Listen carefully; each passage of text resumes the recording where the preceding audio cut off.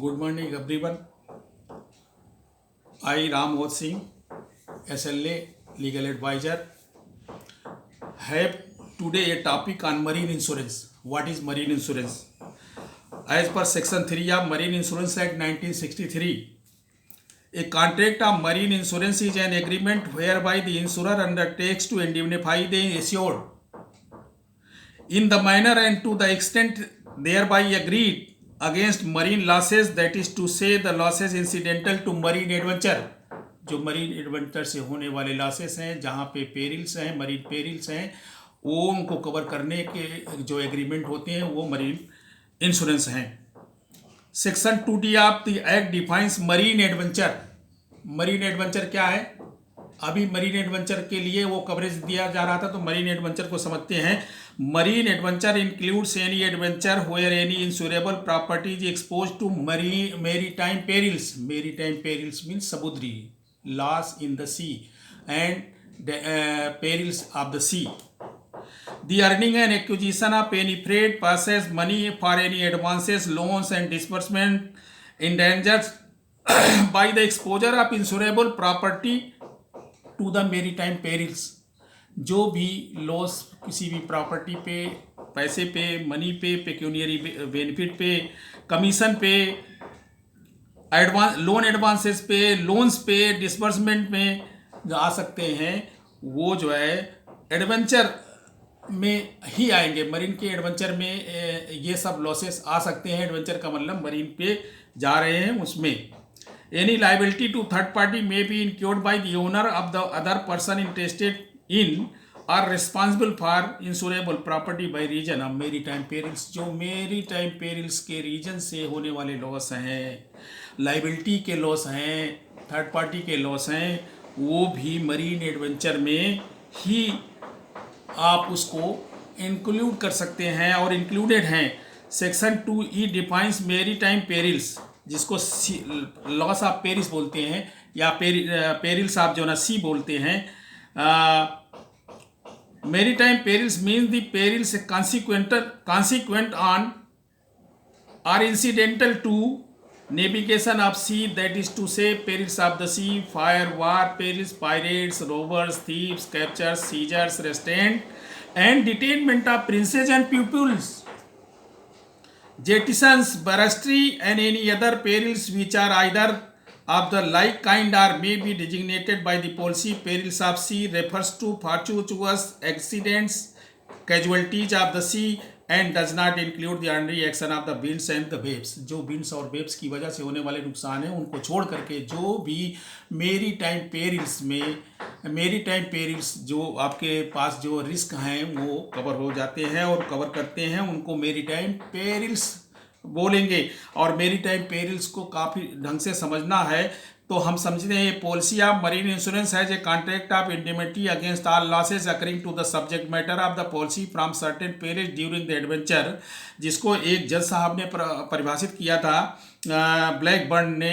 उनकी भाषा में मतलब था कि जो भी marine insurance as a contract of indemnity against all losses occurring to the subject matter of the policy for certain perils during the adventure. जो भी मरीन और सी के एडवेंचर में होने वाले लॉस हैं, पेरिल से होने वाले लॉस हैं, सी पेरिल से होने वाले लॉस हैं, उन लॉस के जो कॉन्ट्रैक्ट है जिसमें इंडेमिफाई करने के लिए इंश्योरर इंश्योर्ड को एश्योर करता है, वो कॉन्ट्रैक्ट जो है ना पॉलिसी ऑफ मरीन इंश्योरेंस है.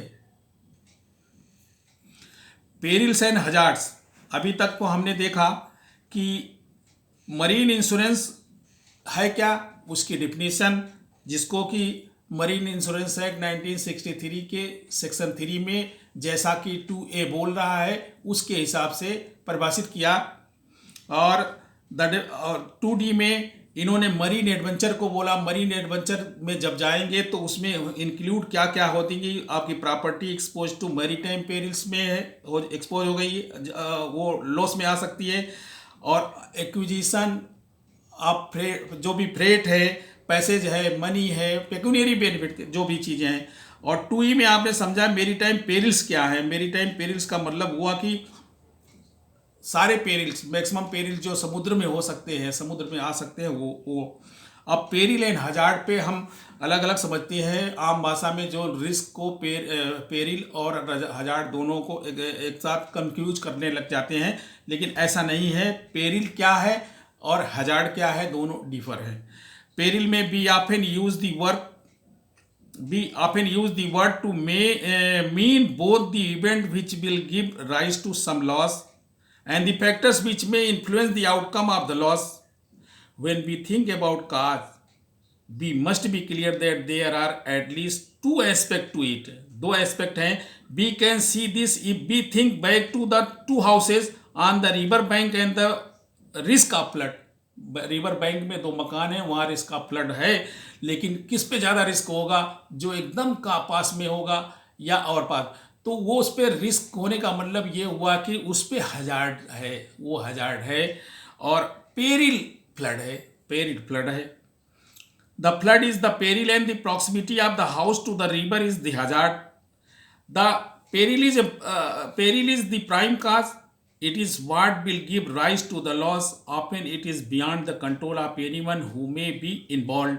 In this way, we can say that the storm, fire, theft, motor accident and explosion all are perils.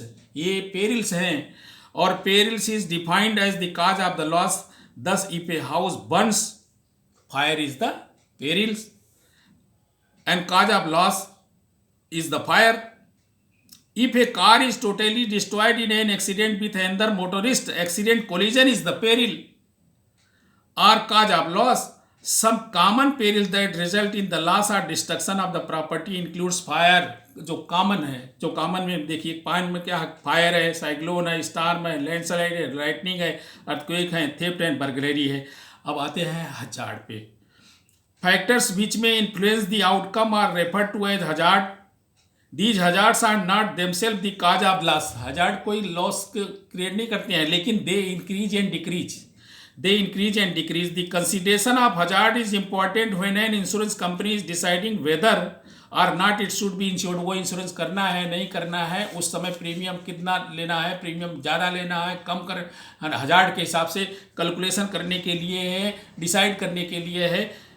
ये हजार्ड उसमें कम और ज़्यादा जो भी हम सोच सकते हैं रिस्क लेने में, या रिस्क को मना करने में, या रिस्क को लेने हैं तो पैसे ज़्यादा ले करके या प्रीमियम ज़्यादा कैलकुलेट करके. There are the three major types of hazard. से हजार्ड कितने हैं? फिजिकल एक hazard, physical hazard, moral hazard and moral hazards है. मरीन इंश्योरेंस बिजनेस है. मरीन इंश्योरेंस बिजनेस है क्या?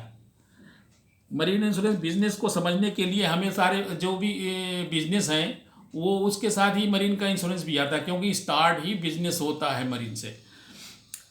Insurance has been an indispensable aid to overseas trade and shipping since early times. In modern time it has assumed more importance as the wealth in the shape of the ship and cargo expose to risk in each maritime adventure is immensely greater and perils of the sea in no way less than in the past in spite of improvement in navigation. कितने भी अच्छे अच्छे improvements आ गए हैं जहाज़ों में, ship में, वो बेड़ा से जहाज़ें चलती थी, सब कुछ होने के बावजूद भी अभी भी रिस्क मेंटेन पड़ा हुआ है.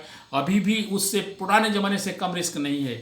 Marine insurance business means the business of affecting contract of insurance upon vessels of any description including cargoes, freights and other interest which may be legally insured.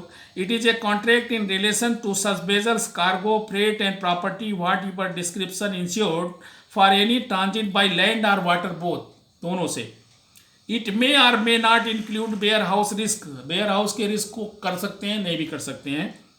and other risks customarily included among the risk insured against the marine insurance policies. और marine insurance policies में वो cover कर लेंगे.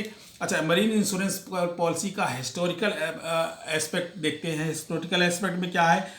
11वीं century में ये originate हुआ और मॉडर्न फॉर्म में अब इस समय आया है, और इटली से ओरिजिनेट हुआ. और 11वीं सेंचुरी में इटली से बढ़ा कहाँ को गया? स्पेन को गया, बेल्जियम को गया, इंग्लैंड में गया, और in England the marine insurance was brought by the Lombard merchants. जो लॉम्बार्ड मर्चेंट्स थे उन लोगों ने ये इंग्लैंड में इसको डेवलप किया। British commercial activities Lombard were known as the great traders. ये लॉम्बार्ड जो ना ट्रेडर थे, इन लोगों ने इंग्लैंड में इसको जो है ना काफ़ी कुछ बढ़ाया।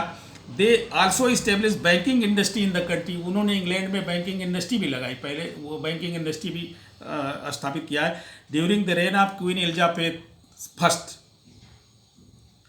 Chamber of insurance was set up known as the Royal Exchange in 1575। 1575 में इसको रॉयल एक्सचेंज को इस्टेब्लिश किया महारानी एलिजाबेथ फर्स्ट ने। और एक subsequently an act of parliament was pass in 1601। 1601 में वहाँ पार्लियामेंट पहले से थी, पार्लियामेंट पास हो गया और वो पार्लियामेंट में पास हुआ, वो डिस्प्यूट सेटल करने के लिए एक्ट पास हुआ to marine insurance companies which London insurance and the Royal Exchange assurance dominated the marine insurance field and had sole right to with the marine insurance.